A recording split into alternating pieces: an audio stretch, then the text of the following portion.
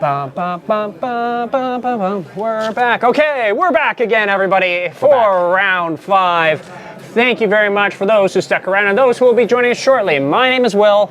My name is Ben. And we are excited to bring you the 1K Plus at Enter the Battlefield for Legacy. We are in round 5 right now. We have 2 great competitors coming up in just a moment. They are just looking at some of their hands. We will get into it.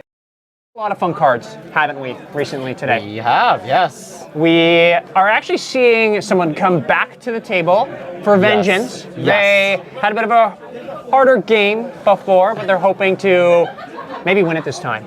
Yeah, so I still think that this might be a very hard match for Chris to kind of overcome.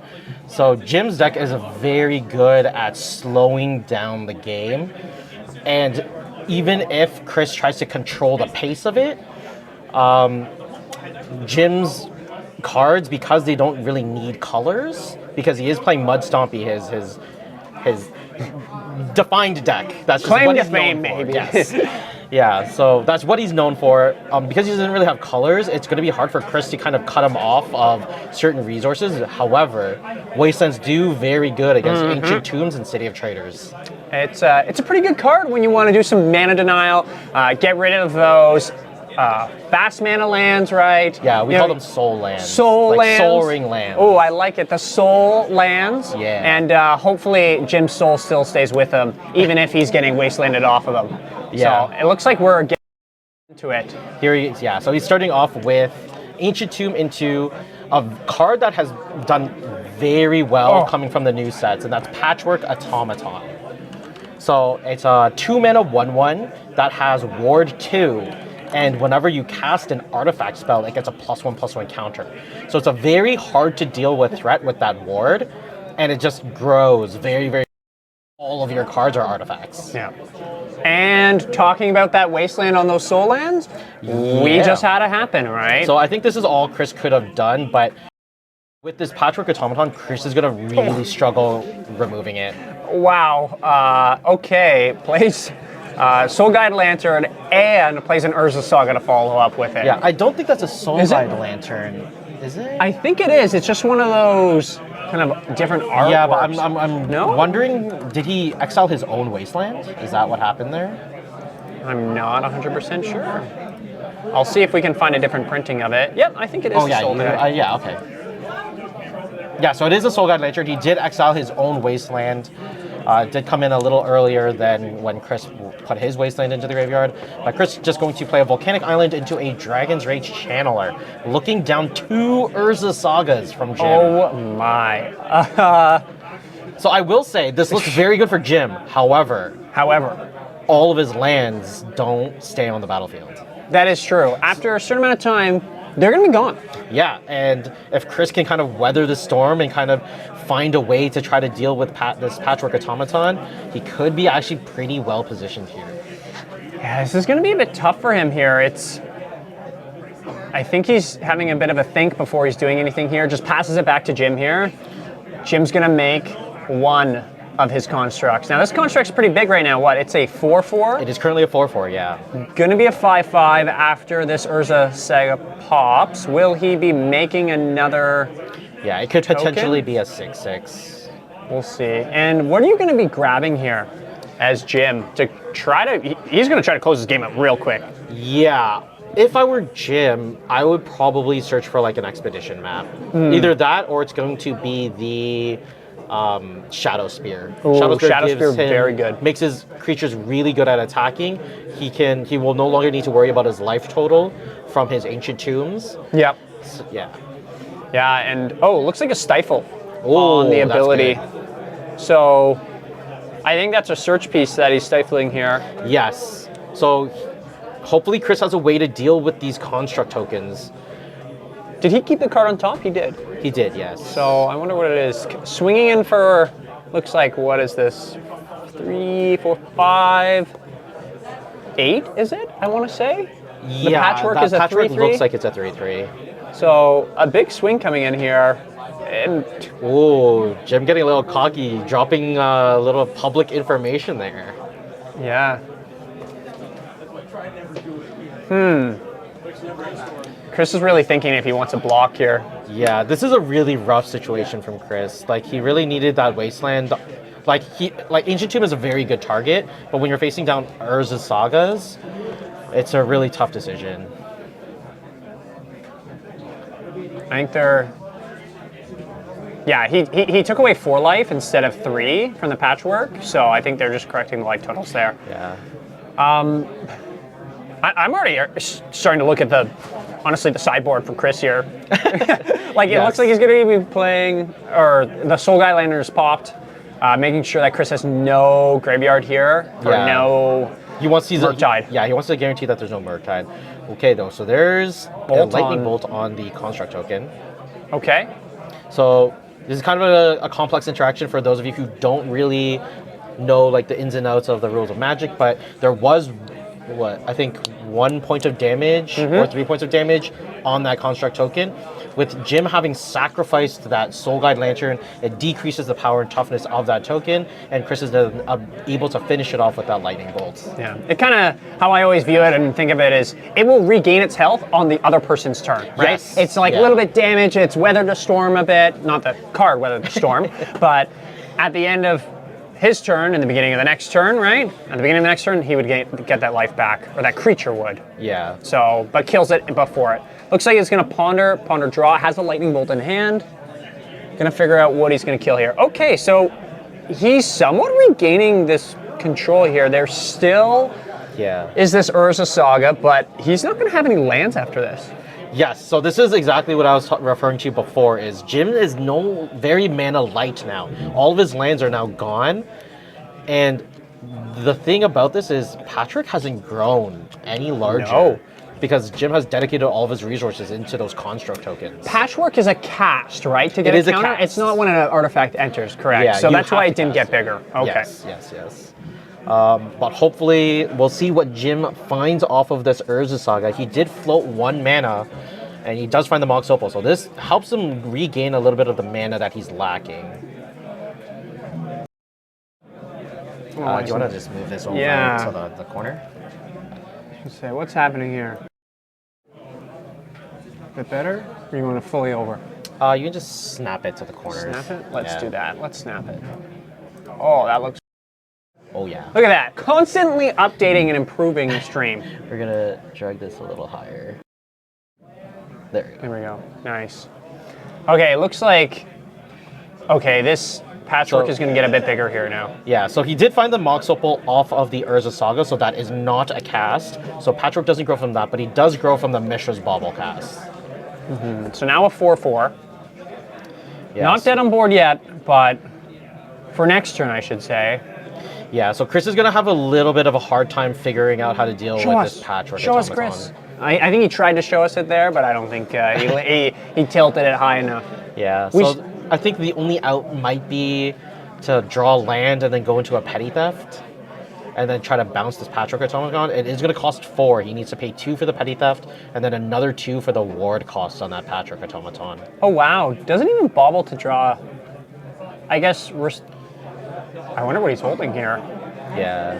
Because if he plays an artifact, like Manifold Key, this is representing lethal now. Yes.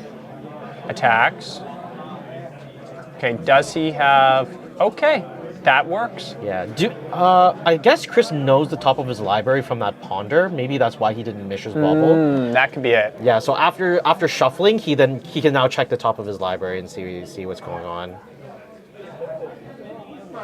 There's a Mystic Forge off of the top of Jim's deck. Jim respecting us commentators and the stream as well, making sure that we can see this card. Yes, and this is going to be it's not quite a combo, but it's very synergistic between Patchwork Automaton and Mystic Forge. This Patchwork, if Chris can't put an answer to it now, this Mystic Forge is going to be very problematic. Yeah, and Mystic Forge being a key card, especially in a mud deck, you're trying to cast all these artifacts, and it just can Do we want to churn throw through it up on the Yeah, we will pull it up.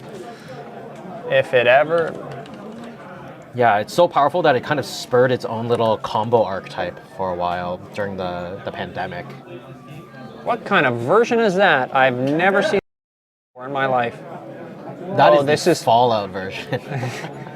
it's new to me. Didn't know it was in the next one here. Let's go to one that maybe we're a bit more familiar with here. Yeah. So this is Mystic the Forge. Mystic Forge. You may look at the top card of your library at any time. You may cast artifact spells and colorless spells from the top of your library. Pay 1 life, exile the top card of your library. So you still have to play to the restrictions of the card, if it's a sorcery speed, if it's creature, etc., right? Yes, but you can play from the top of your library as well as your hand. So really good, right? If you can see that there's land on top, you don't want that land, you want some more action. Exile, lose a life, right? Can't play that exile card. Well, if you have Karn, maybe you could later in life, right? But a lot of little fun pieces that you can do with this here. Yeah, I think the key thing here is that you can't play lands off of the top of your deck with this. So, and we'll switch back over here. Yeah, so I wonder how Jim's going to try to close this out.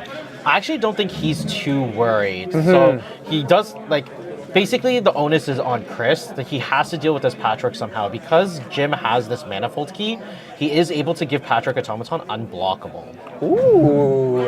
Yeah. So not looking too good. Yeah, so we'll see how... A Delver. Okay, there's a Delver. Plays a Bauble, but is gonna maybe die still? Yeah, we'll see if Jim can get that 3rd mana to activate the Manifold Key. He does have quite a few cards in hand. I'm gonna guess no, just from the body language of him pulling. I mean, we knew that he drew the Mystic Forge, right? Yeah. That's what the Bauble saw. So attack, you're gonna chump block. Yeah. Think chump blocking with... That's a Sphere of Resistance. Okay. Still not a land though. Yeah, so we're gonna see Insectile Aberration, 3/2 flyer. Passes. Yeah, so he just needs to make sure he can block. It's unfortunate that the Delver flipped and is still not able to trade with this Patchwork Automaton. He could potentially kill it if he does have a Lightning Bolt in hand. Pay 2 for the ward, Lightning Bolt as well. Sphere will not let that happen though anymore, of course. Yeah, this is a very tough position for Chris, especially because he's already gone through 2 Lightning Bolts already. Yeah, and there's only 1 Brazen Borer in the list. Yeah, it's very niche. Like, the primary reason it is still run in the main board instead of the sideboard is for those Chalice of the Void decks. Yeah, Molten Collapse seems like probably one of the better answers. Okay, so he is... So, looks like he's Force of Willing the Sphere, then block, Lightning Bolt, and so kind of does do the piece, but no cards in hand. Yes. Okay, so Jim does have the Mystic Forge, still doesn't have the mana for it. Yeah, so we've seen Jim miss multiple land drops now. Opal's off, so he really only has 1 mana. Yes, it's just a Smog Diamond. No, Opal's on. 3. Oh, yeah. What I'm saying. I was like, no, it's not on. No, so he still has 2. There's a benefit to having only artifacts in your deck. Yeah, that's right. Okay. Oh, there's a Pithy Needle, but what do you name? There's not many. It has to be Wasteland. I think it's primarily the only option, unless you want to go for like a fetch land. Yeah, it looks like. I tried to put out the markers. Yeah, Wasteland, you're right. Yes, okay. The markers that we'd see better, the red and the brown. Yeah. Because those will just stand out a bit better on the white background there. Yeah. Looks like he's got a Force of Will out of this Brainstorm. Yeah, I mean, he'll only get to keep 1 card, so keeping the Force of Will is not ideal. Yeah. He's hesitating. What's that? Ooh, okay. There's a Murktide. Man, this is a very back and forth type game. This is okay. This Murktide's going to be, I think, the biggest it can be, an 8/8, right? Yeah, we are pulling for Chris here. Okay. I don't think we've had Jim on a losing game on feature match. So. No way. Like for out of the... He gets very lucky. Yeah. Wow. Yeah. Okay. He gets that feature match luck. I'm happy for Chris that he's kind of slowly crawling back in this game here. Here's that 17. Math. What's happening here? Yep, there we go. Okay. 8 points of life. Yeah. I think Jim's drawn dead here. Yes. Looks like he's not very happy. Yep. Pass. Force of Will, flips, attacks. Flips the Delver. Yeah, just that's 6 points of damage. Just kind of shown quick, right? That Force of Will's in his hand. He's probably got a blue card. Yeah, that's game. Wow, Game 1 going to Chris here. We'll switch over to here. And then we will continue with our games. Wow, that was a pretty good game. That was a nail biter. That was. That was a real big nail. That was back and forth. Yeah. I don't know how boxing matches go. Well, I don't watch they're swinging both at each other. One's Yeah, about to sure. win. I don't know. I've only maybe watched it once or twice. It's really just chess boxing that I've watched. I'll be I honest with see. you. Yeah. So, maybe one time they'll do Magic the Gathering chess boxing, but I feel like that was a good enough boxing match ourselves. I think so too. Yeah. So, looking at our sideboards here, Yes. what are So we kind of looking at? Maybe we focus on Jim first, just because he's in that losing position. Sounds good. So, from what I can see, like he's got 4 ley lines in the board. Those will be very key. The key thing will be the Chalice of the Void. Ooh, that's a good one. Delver has always, traditionally suffered from Chalice of the Void on 1. Another thing that Jim could be bringing in is maybe a Canoptic Scarab Swarm. Delver does put a lot of lands into the graveyard, and they are good flying blockers that he can generate. However, because it's kind of on the back foot, because if Chris is wastelanding, then he's taking mana away from Jim. Yeah. And this is a 4 mana card, so that is quite mana intensive. Yeah. It does seem good, though, for slowing down the Murktide to potentially come down. Yeah. But 4 mana, yes, he could do it, I guess, on turn 2, but still the graveyard's not filled up enough probably by then, so... Yeah. It also takes away from DRC and slows down the Dragon's Rage chambers. Yeah. So there are some good pieces. I think that is definitely a big consideration. Yeah.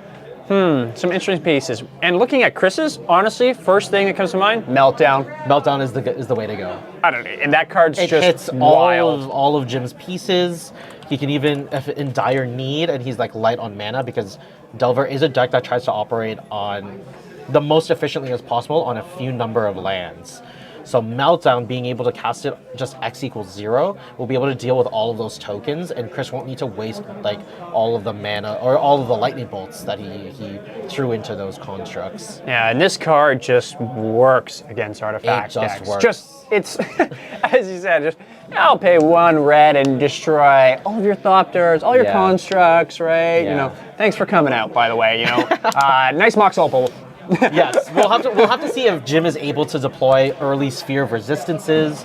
Maybe he can try to land one of those Chalices on the board. Yeah. Meltdown doesn't work too well against Chalice. Or sorry, it's the opposite around. Meltdown works very well against Chalice. Yes. But doesn't work too well against Sphere of Resistance. It'll be interesting to see. It's, Chris, thinking back to the previous game that we had him on here with, right? He couldn't seem to get the right hands. We were talking about how Delver kind of applies that pressure, applies that control. He seemed like he had the perfect pieces for all of that game too, right? Yeah. It was getting a little dicey there. Jim was representing a ton of damage on that board my very early. But Chris, expertly piloting the deck, been playing it a while, knew exactly what he had to do to try to survive and just overcome that slump. Yeah, no, that was good. It's great to see. Thank you very much for the follow, Swift Lame. Appreciate that for the follow. And You can be Swift, I'll be lame. okay, no, stop that. We can both be lame together. Swift can be Swift. And then we'll go from there. So thanks for everybody for tuning in right now. We are in round 5 of our 1K plus Enter the Battlefield Legacy tournament that we have here, right? This is a proxy allowed tournament, so if you do see some cards and they're kind of drawn on, that may be the reason why. We understand that there's financial constraints within Legacy, right? So we want to grow the community. And Yes, that's a big piece. That's what we're all about, right? So it's fun. We've seen some great decks piloted. We've seen some proxies here and there. People want to play the decks they want to play, right? Yeah, So- actually, one of the players told me that we've seen so many lands decks because that's just what everyone gravitates when there's proxies allowed. And I think people just want to know what it feels like to play a Tabernacle of the Pendrell Vale. That's true. I've played against that card many a times, and it's very As a sad. Goblin player? As a Goblin player, I'm just crying on the inside. It's like, I'll pay 1. Yeah. And then they'll kill it, and I'm like, okay, I paid my 1, now it's dead. And then I'll cry a bit, or, I hit Muxus, and it's like, yeah, and then they're like, Tabernacle, and I'm like, no! Yeah. Goblin Lackey was worthless. So that's all the fun that we like to see in Legacy. Yeah. It looks like we're into the match here. Oh! Jim Monolith, starting with Namesake card. his namesake card, namesake Grim Monolith. There it is. Okay. Generates 3 mana. It does resolve. Okay, so here's a big piece, and Chris knows exactly what to do. There's a Force of Will on Foundry Inspector. So that is a 3 mana, 3/2, decreases all artifact spells by 1 mana if it landed. That was very good patience. For my initial instinct of when I ever see Grim Monolith, when Jim Monolith is playing it, Yeah. I want to be maybe force willing that. That's really good patience, knows the matchup, and kind of knows what some of these key cards are. It looks like just untapping Grim Monolith right now understands that that's probably one of the best plays you can do. Yeah, so for like Mud as a traditional deck, it's very... Oh, what is going on here? Never mind. There's Okay. there's a Lodestone Golem. Wow, bomb after bomb here. Yeah. Does he have another Force of Will? I don't know if he has another Force of Will, but actually Lodestone is not something I would actually force. Okay. It is a 5/3, and do you know what? It does 3 points of damage. I'm gonna guess We've seen it a lot from Chris today. Orcish Bowman. No, Lightning Bolt. I mean, Orcish Bowman. I mean, if Jim wants to draw a bunch of cards, he can definitely send 3 points of damage at that Lodestone. But it's definitely Lightning Bolt. And that is a very clean answer to deal with Lodestone. Yeah. Brainstorm, I'm gonna guess some response, is that here? Yeah, so Chris is gonna be wanting to cast his cantrips as soon as possible here. Just in case he doesn't have that Lightning Bolt, he could be also digging for another land. Because Lodestone Golem does add 1 additional mana to all of Chris's spells, he will need to play around and this mana constraint. Yeah, so we'll see if he has the Lightning Bolt here. I can't see his hand right now. I know it looks like a Scalding Tarn. Paying 1 for a bauble. Wow. Yeah, that's not where you want to be. Very good. I think he just... Oh, okay, wait. What? Oh, because he found it was a non-artifact, but it's an artifact, so it actually does, yes. Okay, I always get confused between Thorn of Amethyst and Lodestone. Yeah. One of them is non-artifacts, one of them is non-creature. Yeah, so looks like Jim's probably just going to bash in here, I'm going to guess, right? After a certain point. Yeah, Looks I think like he can one kind of wait and sit on this Lodestone Golem just to see what Chris does. He is very card advantage light. He only has 2 cards in hand. Can we see what those are? It's kind of hard to see. He has 1 floating right now. Yeah.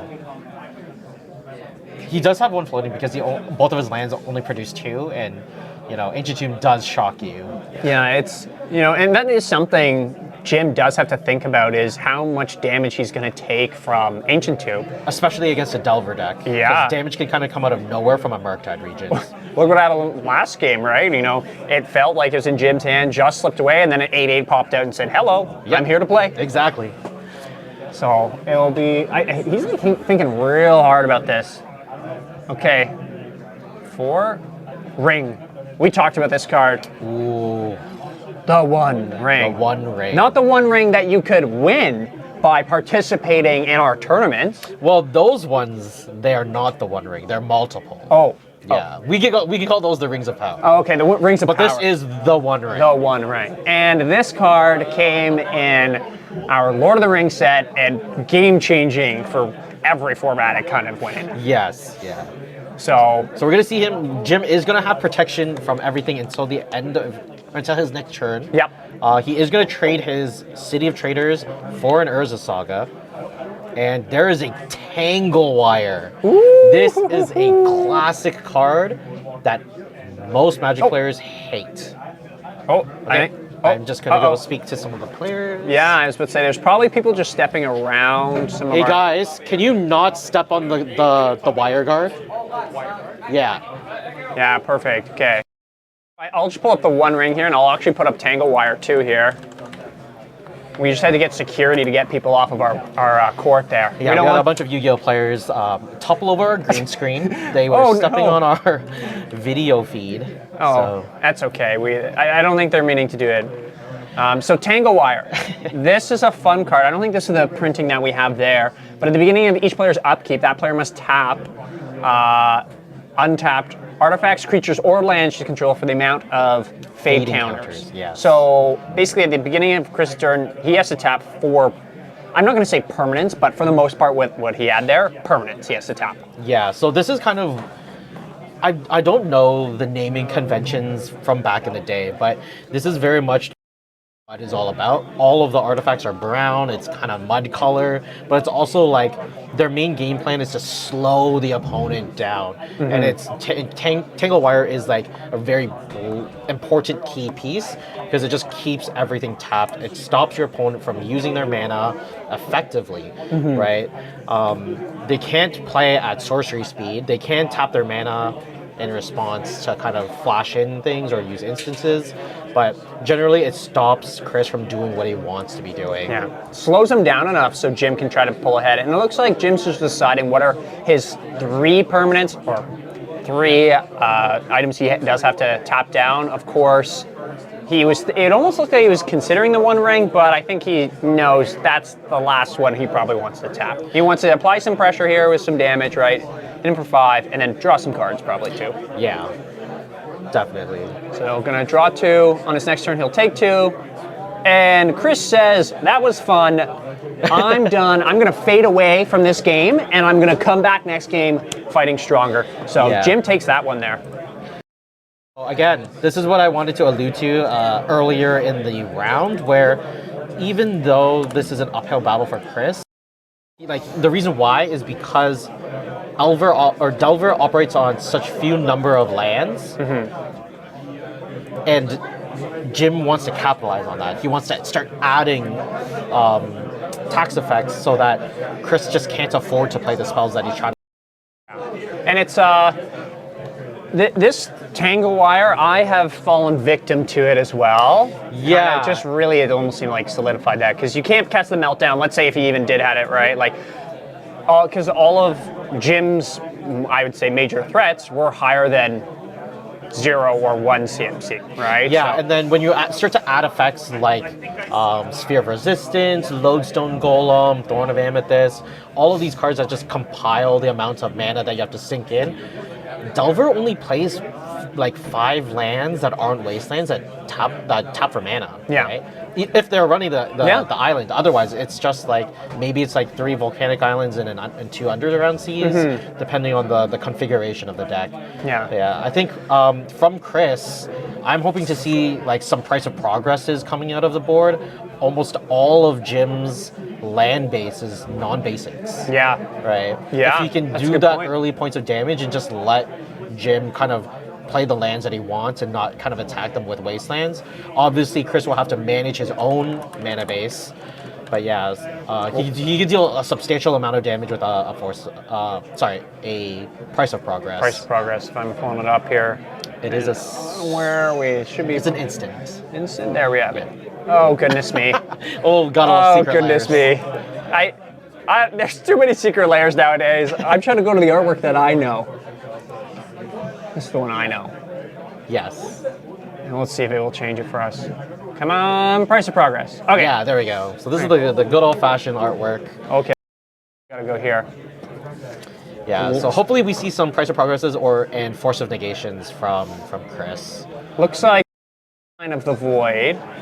Yeah, so this is something that we assumed Jim would bring in to deal with those Murktide Regents and the Dragon's Rage Channelers. Are you saying that me, hard casting a Murktide region, not being able to delve it into the board is fair? I don't know. A 3/3 for how much? 8 mana. 8 mana? It does fly. It does fly. It does fly. You're right. Yeah, so it's going to definitely shut off that little strategy, and DRC still could be very viable in what cards Chris can see. So I think the key thing here is now Dragon's Rage Chandler still does what it's best at. It might not attack as well, but churning through the library and getting to the pieces that you want to deal with the Leyline of the Void is where you can go. Chalice on 0? It looks like it is a Chalice on 0. No land drop for Jim. So this will stop only Mishra's Baubles? I feel like this hurts Jim more than it hurts Chris. I think so, because Jim plays his own Baubles. He does play his own... What? Both of them only have 1 land. Maybe they're both being funny. This is a fun game. This is a fun game. Yeah. Well, maybe we can get one of them on to see what they're thinking. Yeah, we gotta pull someone out of this. Yeah, because I don't know what's going on here. Yeah, this is some sketchiness. Yeah, you're right. He did get a bauble. I'm trying to look at Chris's list here. What else does he have? Even Meltdown, you're paying 1. Yeah. Well, you know what? Maybe he's just trying to build a metalcraft. But even then, he can't cast his Mox Opal. Yeah, Mox Opal, Mox Diamond. Mishra's Bauble. his own Mishra. Yeah, I'm a bit confused. Yeah, there's a lot that he's Okay, turned now off. we have. Okay, maybe, but even then. Okay, this gets Force Negation. Yeah. Okay, So, he tried for a run 1. yeah. So Chris letting the Chalice on 0 resolve because it doesn't really impact him in any meaningful way. Force of Negation, pitching Force of Negation. Yes. I think that's all of his Force of Negations. Ooh, and a Delver gets to flip. So now Chris gets to apply quite a bit of pressure now. And he has a Daze in hand, too. Yeah. And I guess we do have a Cavern of Souls, but what is Cavern of Souls name for Mud Stompy here? It's most likely Construct. Foundry Inspector is a Construct. Lodestone Golem, I believe, is a Construct. I think it is. I think the only thing that isn't a Construct is the What's the Arcbound Ravager, which is a beast. Oh, okay. It says Artifact Creature Golem. Oh, maybe it's Golem? Maybe it's Golem? Maybe it depends on like what is in his hand, but Yeah. hopefully we can get someone to find out what. Oh, that's named. speaking of creature, There's an Arcbound Ravager. This is like my favorite card of all time. yeah. I think it probably was naming Arcbound Beast, I Beast, guess. yeah. So, It's the only threat that Jim has, right? yeah, so it's probably that. Which, in turn, okay, yeah, sacks this, grows it, So now he can start deploying a bunch Bobble. of stuff. Yeah. uses the 1, Pithing Needle. Whoop. We have those players kind of stepping on the core. I can see the shadows of these other players. Okay, it looks like he is going to write on what this Pithing Needle is naming here. So, apologies for the flicker of the stream there, everybody. Wasteland, it looks like it. So, Yeah. gonna bobble. We are not going to be able to get a glimpse at it, but we will. Hopefully, we'll see it now. Yeah. So he is applying some damage here, but not as much as I feel like Jim could be doing shortly, especially with this Arcbound. Yeah, I don't know.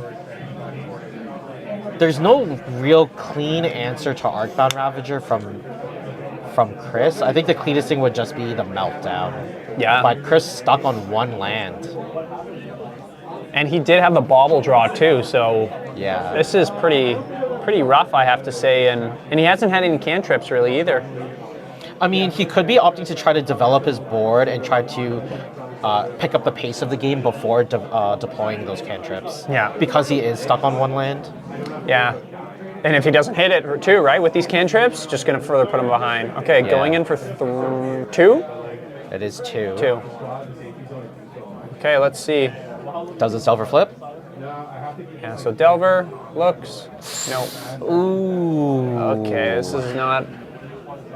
Okay. Yeah, Delver gonna chip in for 3, bring Jim down to 10. Wow, Gonna make a construct. doesn't find a land, and he doesn't have a Ponder or a Brainstorm. What does he have? It has to be a bunch of interaction. He's not gonna bolt.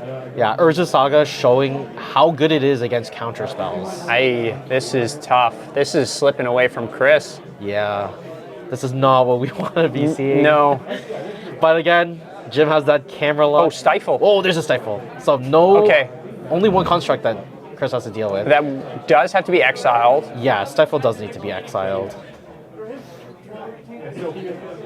We'll see how much it impacts. I might have to run over to remind them. The players caught it last time, so I'm gonna have faith. Oh, okay. Okay, this could almost be lights out here. Great.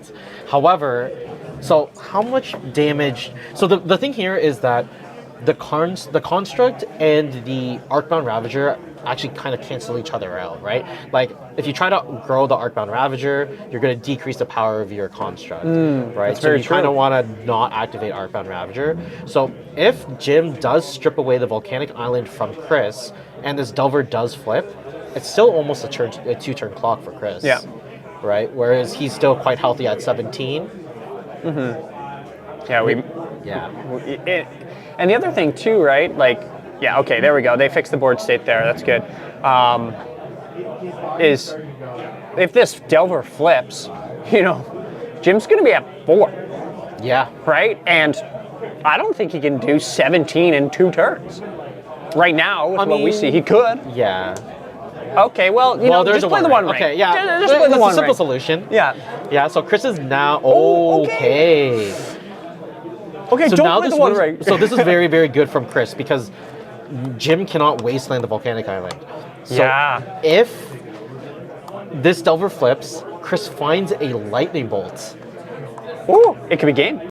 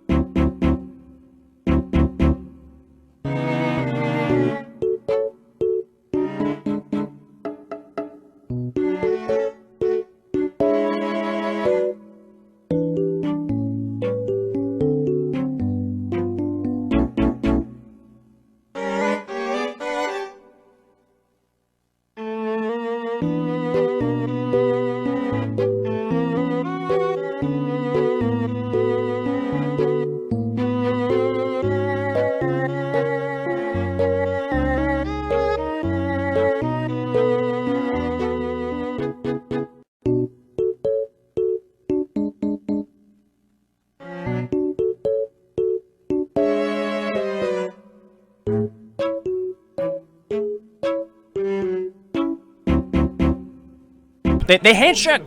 Woo! I don't know what that means. I think someone's dead. Okay. Oh, in force of will. Yeah. Okay, we're back. It looks like revealed force will. Yeah. Let's just turn this. The gain You down. can just reduce it here. Yeah, reduce it Do there. there? I think I just reduced on there. It looks like they were talking about something. The sound is not dead. We're back alive. Now we got a Yeti mic. No more. So it might sound a little bit sketchier, but we should be okay now. So Yeah, we can we just delete that. Yeah, we'll Maybe delete it that way or hide it. go like that way. Perfect. Yeah. So Chris Grixis Delver is taking it. I'm wondering, are you able to hear the audio through that? Like, what does it sound like? I don't know. Or I can try it. I don't know. Whatever. Who cares? We can't do anything about it anyways. As long as chat says we're good, I think it Chat, should be fine. we're here for you. We're here for the people after the post-production of it all, right? Yeah. Too. I think the biggest concern for me personally is like maybe this will detect a lot more of the background noise rather than just our voices. Yeah, so if you hear a lot of background noise, just let us know. We'll turn it down a bit in the ways and hopefully speak soft melodies into the microphone a bit more for everybody out there. Yeah. Some ASMR. But amazing game, round 5. Our competitors there, Jim Monolith getting defeated by Grixis Delver. His reign of terror comes to an end. Yes, it does. As Ben was saying, he's been kind of crushing it every time he had a featured match. Yeah, he gets this camera luck. We had at one point in time, he got sneak and showed. The player put a sneak attack into play. Yep. Put an Emrakul, put Jim to 1, and he still won the game. Sacked all of his permanents, picked him up, and still. Jim the Monolith, I guess. He's the monolith of our legacy community. I like it, and unfortunately for Jim, right, this monolith might not be his today. It won't be anyone but Boston. That's This right. one is Sorry, personally this Boston. one is Boston's. Yes. We have to make note of that now because he's might be giving us eyes. But if you want a chance to win something just like this, you can join the Legacy League. Yes. And Ben would maybe talk about that a bit more. And that's what people are playing for here, right? And Chris might have just got himself some extra points by maybe trying to get in top 8 here. He definitely did. So every win attributes to the league points. So every win is like 3 points. Yeah, so what people are playing for are these league, like we keep referring to them as league points, and what we refer to is our Legacy of the North League. So players are playing in 3-month runs, and then at the end of the 3 months, it will be a 32-man invitational.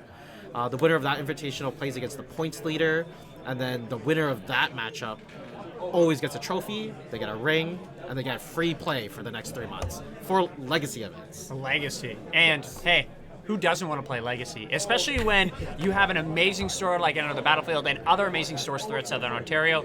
Of course, we're streaming here at Enter the Battlefield in Newmarket, Ontario, right? And it is, you can use proxies in this event too. Yes, There's no this cap. is a fully proxied available event. Yeah. Which is great because people, and as Ben was saying, they're playing the decks that they want to play. Tabernacle is a somewhat expensive card, and my kidney, I want to keep it in my body right now before buying one. Yeah. Maybe later. I mean, I was able to get a Tabernacle, but all I did was sacrifice all of my commander cards. I haven't done that yet. I was about to say, if I sacrifice my Goblins deck, I feel like I could, but, then I have 7th edition foils. But you're selling your soul at that. I know, I can't. You can't do that. I'm actually like two foils away from fully foiled in Modern. I can't foil everything in Legacy yet because like Muxus isn't foilable or not able to be foiled. You could proxy foils. Okay. But we're not gonna get into it. We're not gonna get that's a into whole that. other thing. So, but yeah. So our 5th round just completed, and we're gonna go into round 6. I don't think we'll be watching the people who will be definitive to go into top 8. Honestly, I don't think anyone will be watching those. Usually those people tend to draw in. So we will be trying to pull in the win and in match. Yeah. So we'll see who's playing there. And yeah, we'll see. Hopefully it'll be a who's good match. battling. Yeah. Yeah, I know that It's hard to tell with Legacy. Sometimes you get like 2-turn kills. Sometimes you get 55-minute rounds. 65-minute rounds if they're both playing Grixis Control or Actually, Control. No, it happens a lot more often with Beans. Oh, that's true. With Beans mirrors. I think the Beans, one of the Beans deck here, I think they just drew the last round. They went to time both games. I think Yes, I know that. yeah. So, but yeah, so we may take a short break in just a moment here, and then get ready for round 6. Do we want to see if one of them want to talk about what the heck they kept at the opening hands? I don't know if we want to get Yeah, sure. Jim's opinion of like what was he trying to do, like Yeah, Chalice I on can go zero. back. Yeah. If one of them is okay talking about kind of those pieces, and you know, for Swift lane or Swift, you know, Muxus layer anytime. I think so. I think like a fully, you know what? I think Magic, or I should say Hasbro now, right, is going to maybe, you know, we're going to all be skeptical. We can all be the Timmies, right, of saying what they're going to release for, you know, the next secret layer. But in all goblins, if they're going all tribal kind of ideas, it's a good way to reprint cards, bring some of those prices down of things, but also get some unique art styles and maybe foils too. So it'd be neat if they did like a goblins one. They kind of already did with the, I think it was the Valentine's Day one. They had a bunch. They had like the Goblin Lackey, because I kind of wanted those maybe. I'm a goblins player myself in Modern and Legacy, and that's kind of what I've strictly played for 7 years. So yeah, it was a solid one, right? I actually have some of the tokens. I think 11 of the unique tokens that I always play. A different token kind of makes it fun when you're playing Krenko or something like that. Of course, Krenko's not really in those builds right now, unless you're trying to go for some extra spice. So we'll kind of go from there. I don't know, I think Chris is going to maybe join us here, talk a bit about what his plan was in that game 2, because game 1. Chris, I was just telling everyone. How's it going? Good. Here, I'll change your name here. Yeah, it's You did really well that first game. Game 2, I want to say. Yeah. I got to get your insight. Okay. What were you keeping? Because you had, I think, one land the entire game. Yes. Game 2 was definitely Game 3. Game 3. Sorry. Game 3. I'm yes. referring to. Game 3. So game 3, I kept one land, Stifle, 3 forces, like 1 force of will, 2 force of negations. Oh my goodness. And then a. Was that your Delver? 2 lands. One land, 3 forces, Delver, Stifle, Orc Spellmaster. Oh wow. And so, like, I was on the play, and the thing is, the way I kind of thought it through was, like, I can go turn 1, and the only thing I get extremely punished on is if he goes Wasteland on turn 1. Yeah. Which is unlikely a play that Mud typically would make right there. They're typically trying to maybe go, like, turn 1, try to play Chalice on 1, or go, like, turn 1, try to play a Monolith. And I had forces to cover both of that right there. Yeah. So I was pretty happy when he just went Swamp, and then went Chalice on 0. So I was like, I'm okay with this right now. My Delver did not flip. I know. That's always a sad the moment, ones. right? You're like, Yeah. And then I think after that point, I was happy just holding up the Stifle with all the multiple forces. Mm-hmm. And so when you went for the Chalice on 1, that is you obviously a have card to. I have to respect right there. So Force, and I was like, Force of Negation, I'm like, do I pitch the Force of Negation, the Stifle, or the Force of Will? Force of Will's a no, because I got to hold for another force at that point. And I'm like, the Stifle, I have a feeling that I need to be able to stifle a Wasteland or be able to stifle an Earth Saga. which it ended up doing. And it was great. So I was like, all right, I'm going to probably go pitch force at this point. Obviously, it's unfortunate that I'm pitching cards, so be it. But yeah, I just never found a land in that whole game. I was so surprised. And it was wild, because in the fact, too, right, when Jim went Chalice on 0, I was just kind of scratching my head, and I was looking at the deck list, and I was like, this hurts him way more. And then you drew the bauble, and I was like, that's the only thing that actually stops. I was like, of all things, I guess so. I have 3 baubles, right? And it just happened to kind of hit it there. But I talked to him afterwards, and he had a Ravager, so he was going to, like, do the Ravager for 0 and then sack it to the Ravager eventually, because obviously the Mud deck has a lot of 0s. Yes. So it was just kind of really funny that the very next draw step was the bauble. So I was like, of all things, I'll try to Chalice and check you right now.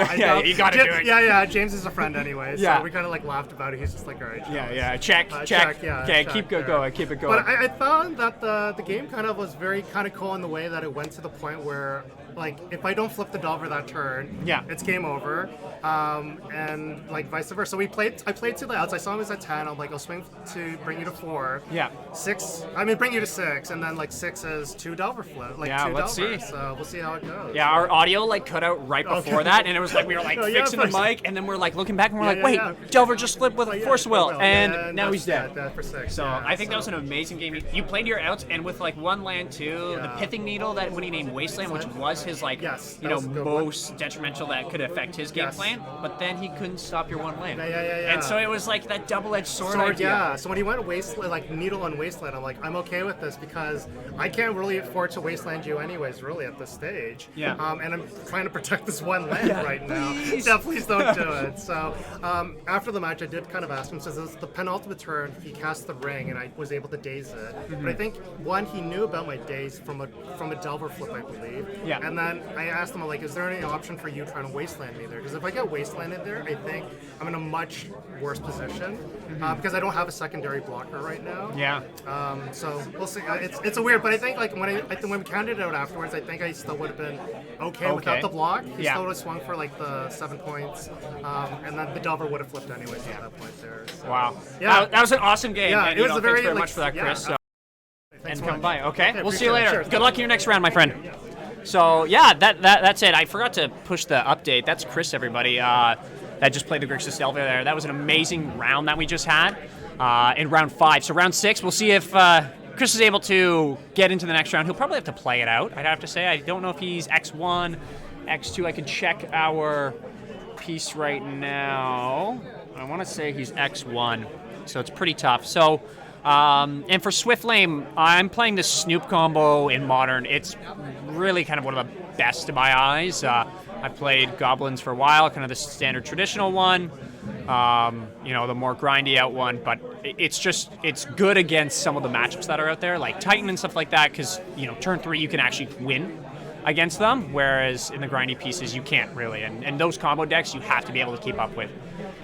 So thanks everybody for joining us for round 5. We'll probably take a little bit of a break, and then we'll be back for round 6. We'll try to see who needs to do the play-ins, and then we'll go from there. Anything else you want to add? Nothing except me not pushing the piece when Chris came over, and then I pushed at the very end when I said goodbye. So he was Ben for a bit, but that's okay. Ben. I'm pretty sure that's a downgrade. Yeah, that's a downgrade. Yeah, he's the one. He's the one who gets to play. Yeah, that's it. So we are going. I was just mentioning we're going to probably go to a break, and then we'll come back for round 6. Is there anything else you want to say right now, Ben? Or no. Just a reminder: if you guys are watching on my channels, Lazy M TCG, so YouTube and Twitch respectively, I am not checking chat. OBS is being finicky, and so if you do want to send messages and you do want to chat, please visit ETB Canada on Twitch. That's where we'll be talking to you guys. Awesome. So thanks very much, everyone. And make sure to follow our socials right down here, right? YouTube, Facebook, Twitter, X, formerly known as Twitter, and Instagram and TikTok. I think Frank's been posting some amazing TikToks today, so check those out. And we'll see you in round 6, everyone. Thanks very much.